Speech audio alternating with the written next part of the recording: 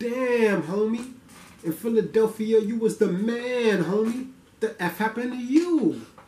Stephen Fulton. Let's talk about it.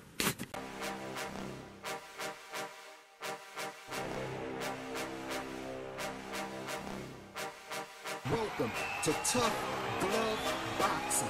I am locked in, and let's get ready to talk about it!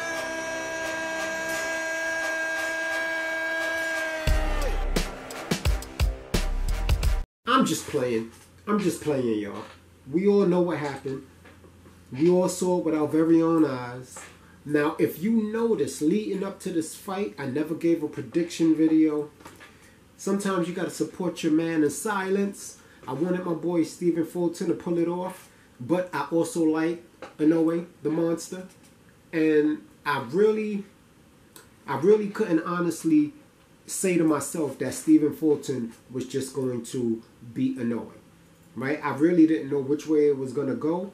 I like both fighters. Of course, I'm rooting for the American. But the fact of the matter is, I kind of got the idea that he was underestimating Inoue, or at least making it seem like that publicly. He was saying he didn't think Inoue was a complete fighter. I mean, these are words that were coming out of his own mouth.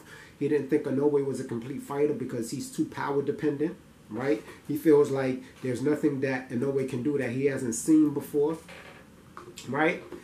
This was the conversation of Stephen Fulton, right? And so we're going to get into it today, because what I want to do, right, is I want to go ahead and let's do this. I'm going to show you guys just a smidget, right? Just a smidget of what was going on in that ring. I mean, I was actually surprised, to be honest with you. I'm not even going to lie to you. Here we go. We're going to mute this. It's not going to be long, right? Oh, shout out to Ramirez. Ramirez put on a performance, boy. He's going to be a problem. If y'all don't know who Ramirez is, he's the guy, I think his name is Robertson, but he's the guy that beat Shakur Stevenson in the Olympics, and that was a good-ass fight. But this is what I wanted to show you right here, right? Stephen Fulton looking good, looking ready, looking healthy, looking strong, right? You had Inoue also looking good, looking like he in dog shape, looking strong. You understand? Both men, terrific fighters, right? Let me go ahead and pause this right quick. Both men, terrific fighters. I am still a Stephen Fulton fan first and foremost. I don't think he was exposed. I think he was in there with a fighter that was better than him. One thing that stuck out to me, and I'm going to tell you when I started liking Inoue, but one thing that stuck out to me that Stephen Fulton said was that the only reason why people were making this big deal about him was because he was a fighter from Japan, or he was Asian. But he specifically said a Japanese fighter that was making these accomplishments. And see, right there, I understand, you know, sometimes as black people, we have to get outside of our own community and culture and learn about other cultures. You understand? If you understand Japanese culture, and I'm not talking about Chinese people, okay? I'm not even going to bring that into the conversation.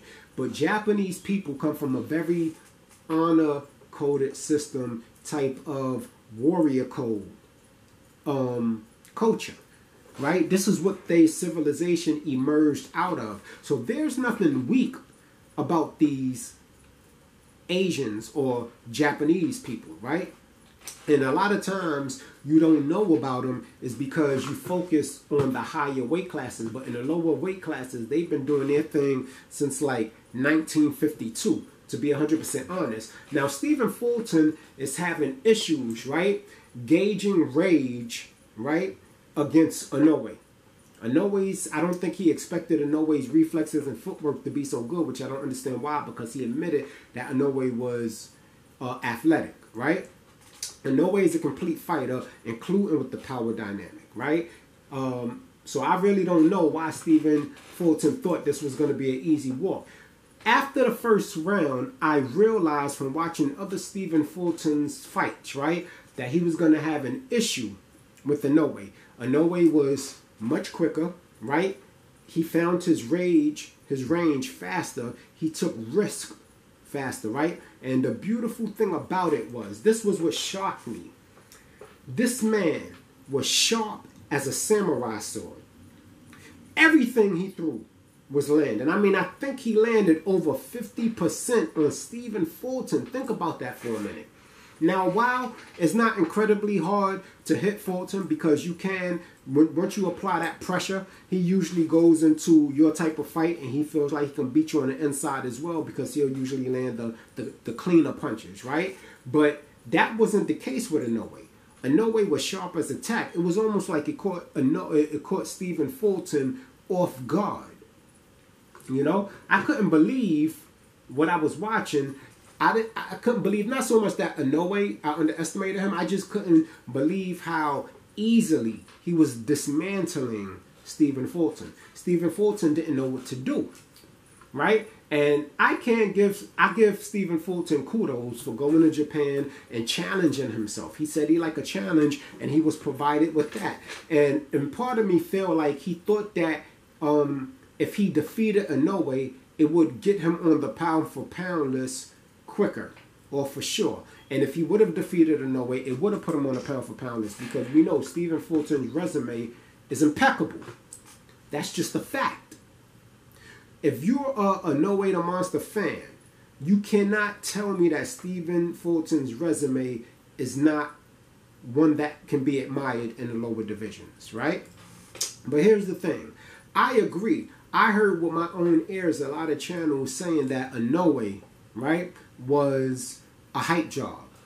You know, that he wasn't who he said he was. That's why he mainly fights in Japan. And so when the things started coming up about the raps and the Japanese rule, I said, hold up. I remember him fighting outside of Japan, and his performances pretty much yielded the same results, right? When I really started paying attention to Inoue, because I did know of him, but this is when I really started to pay attention to Inoue. Y'all remember this? When ES was interviewing Gervonta Tank Davis? 21-0, undefeated. He's a 3-division champion. He's a big puncher. He was champion 112. Fuck Bam a puncher. He is good. Who's that? Inoue. Did y'all hear that? That's Tank Davis. This is 2 years ago, right? So when I heard Tank say that he was a fan, that's one of his favorite fighters. Tank Davis is an elite level, all-around complete fighter, including power-wise. He has everything, right? Just like Inoue. So when he said that, you have to find out, well, why would somebody that accomplished and elite in the game be a fan of Inoue? So that tells me right there that the monster was not a nobody. He was somebody to reckon with, right? And now everybody is talking about him versus Tank Davis. I think you jumping the gun a little bit. There's still a couple more divisions between him and Tank Davis, right? Even though Tank Davis is the pay-per-view face of boxing right now amongst the younger people, right? But Inoue has a whole country behind him. So who would be the A side in that situation, right? And at what weight would it be if it happened anytime soon? I think that fight is something that you guys should look forward to, later on down the line. And the reason why I say that is because I think the play is going to be for Inoue, right, to clean up the division, right, because he is going to end up, as soon as he beats Stephen Fulton, right, Marlon Tapales got in a ring. I want to fight Naoya Inoue because I want to prove myself that I'm a champion. He said he wants to fight Inoue so he can prove to himself that he's a champion. So now we know that he upset MJ, right? But there's no way I see him beating Inoue. I just don't see it. Because first of all, right, even though he did upset MJ, right, you got to remember MJ was on a long layoff, right? Now when you look also at the box recs of Marlon Tate, you see that he's 5'4". He has a 65-inch arm reach. Inoue is an inch taller, right? It has a 67.5 arm reach. There's no way Marlon Tapales is going to be able to navigate that. I mean, he has sneaky good defense, right? He does have some power. He does have a chin, but his IQ is nowhere near on the level of Inoue. It's not. And Inoue is going to get him out of there, I believe, within the first 5 rounds. Right? Because he knows how to set up the punches a little better, or a lot better, I should say, right? Now, so if you look at the champion list, we know that would be for undisputed, right? At the junior featherweight level. We have Marlon Tapales has IBF and the WBA. See, and this is what happens, Stephen Fulton, when you and MK could have had this undisputed fight and y'all playing around with it, right? But that's okay, because this will be a decent fight, right? But the fight that they really want Inoue to have is they want Robeisy Ramirez, right, to get a couple belts. Then they have Inoue after he clears out Marlon Tapales, because they're looking to make that fight happen later this year. Fight either Ray Vargas or Lee Wood, depending on where Brandon Figueroa would fit in there. Now, I personally would like to see Brandon Figueroa go up against Inoue, but I have a feeling Bob Arum is not going to let that happen. He's going to, after Brandon Figueroa wins his next belt, he's going to have him face off against Robeisy Ramirez, and Ramirez is probably going to stop Brandon. It's just because styles make fights. And I love Brandon. I think he's one of the best at the lower weight classes. He's one of my favorite fighters, in fact. I personally think he beats Inoue. In my opinion. That's just my opinion, guys. I'm not taking nothing from the monster. The dude is a beast. Okay? He's already proven everybody wrong with Stephen Fulton. So it wouldn't shock me if he was able to beat Brandon Figueroa, because Brandon Figueroa gets hit a lot. But Brandon Figueroa has a steel chin. He has a limitless gas tank.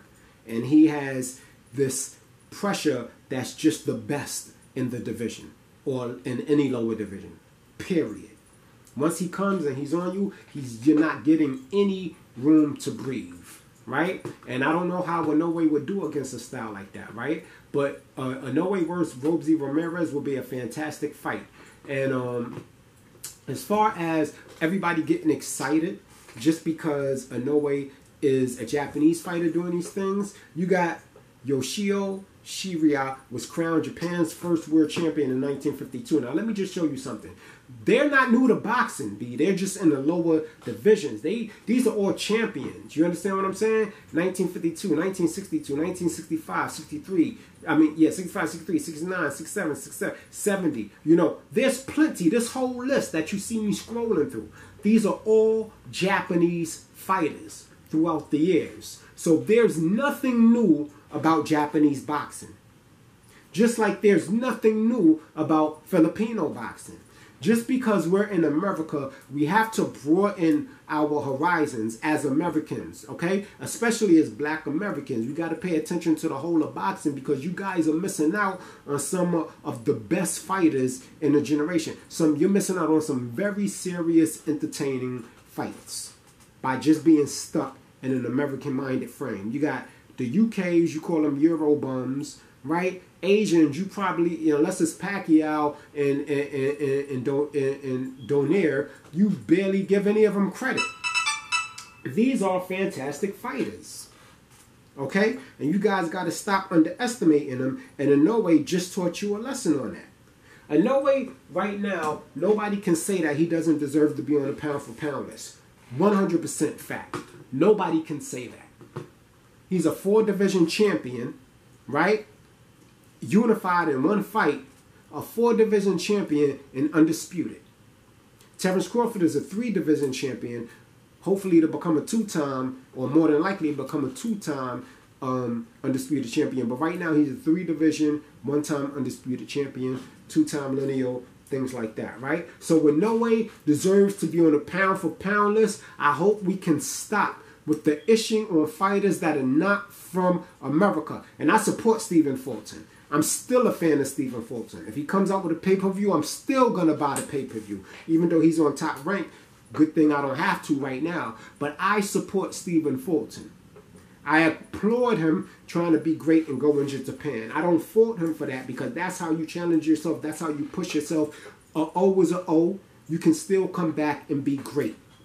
I know we live in a generation where if you lose, all of a sudden you're garbage. That never made sense to me. I'm an old school boxing fan. It's never going to make sense to me. But what I will tell you is that Inoue has earned his spot in the game. He's earned it. If you scroll through my videos, the few videos you'll see that I did on Inoue was me letting y'all know Inoue, he is that guy.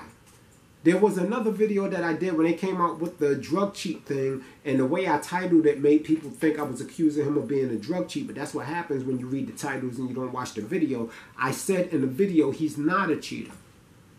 that if he says he's injured, being that I've read it so much up on the culture of Japan in the past that had nothing to do with boxing, just in history, because that's the type of stuff that I'm into.